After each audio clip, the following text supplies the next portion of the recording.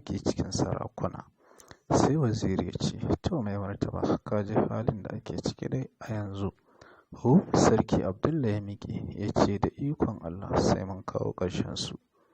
Su je su yi duk abin da za su yi, amma ba a wannan gari namu ba. Wannan masarauta ba za ta taɓa ɗaukar wannan tumasancin ba. Menene ra'ayinku akan wannan jama'a? Take suka amsa masa da cewa, ai mai martaba, babu mai ja da maganarka domin kare mutuncinmu. Mulmuli yana zaune a falo tare da wasu mutum 11, ciki har da wani da ake kiran shi da suna Dangas. Fashewa da dariya ya yi, wato uban gayya Mulmuli, sannan ya ce, duk abin da sarki Abdullah zai yi ya yi a banza, domin wallahi sai na ga bayansa. Sai na tarwatsa masa dukkanin lissafinsa. Kowanne daga cikinku akwai fozishin ɗin aikin da zai aiwatar. Yanzu ne zai gane cewa ya taɓo gidan rina.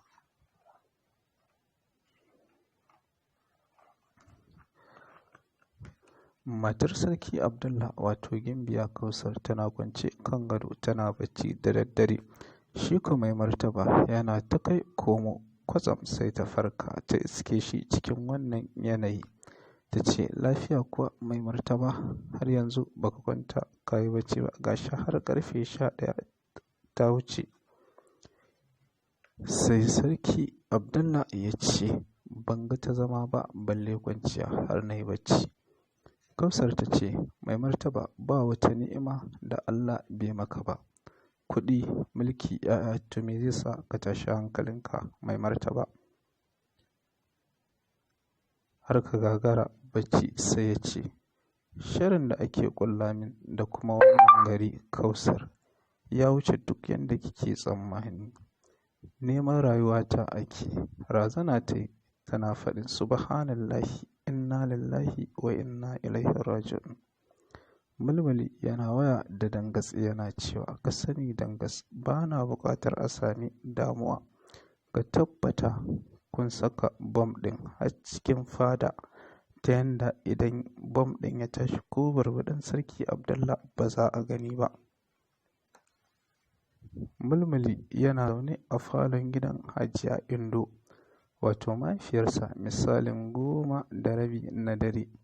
Ga kuma ƙanwarsa, wato Asma'u, zaune gefe guda. Sai mahaifiyar Asma'u ta ce, Asma'u, ki shiga daga ciki, za mu yi magana da Mulmuli. Asma'u ta ce, to Hajiya, wace magana ce haka har da sai na shiga daga ciki? Yaya Mulmuli, ai jinina ne. Hajiya ta ce, oke Asma'u, to mata ma kike na baki amsa? Lallai ma yarinyar nan ni kike faɗa wannan magana? Ka ji mara kunya, ni kike faɗa wannan magana? Sai Mulmuli ya ce, duk wata albarka Asma'u tana tafin kafar iyaye ne, ki bi umarninta. Asma'u ta miƙe ta shige uwarɗaka. Hajiya ta ci gaba da cewa, Mulmuli, ka ji min yarinya fa. Ya ce, haka ne Hajiya, a yi haƙuri. Hajiya ta ce, yanzu ya ake ciki? Ya ce, Hajiya, shakurminki, gobe komai zai kammala. Sai tarihin sarki Abdullah ya shuɗe a ban ƙasa da ikon Allah. Sai ta ce, ba na buƙatar sanyin gwiwa gare ka Mulmuli kan tarwatsa daular sarki Abdullah. Asma'u tana laɓe tana jin komai, ta ji duk abin da ake taunawa. Wuri-wuri da ido ta yi Asma'u, sannan ta ce, ni kuma wallahi matuƙar ina numfashi a doron ƙasa, wannan mugun ƙudurin naku ba zai taɓa cika ba har abada. To masu sauraro, mu haɗu a cikin kashi na biyu don jin yadda za ta kasance.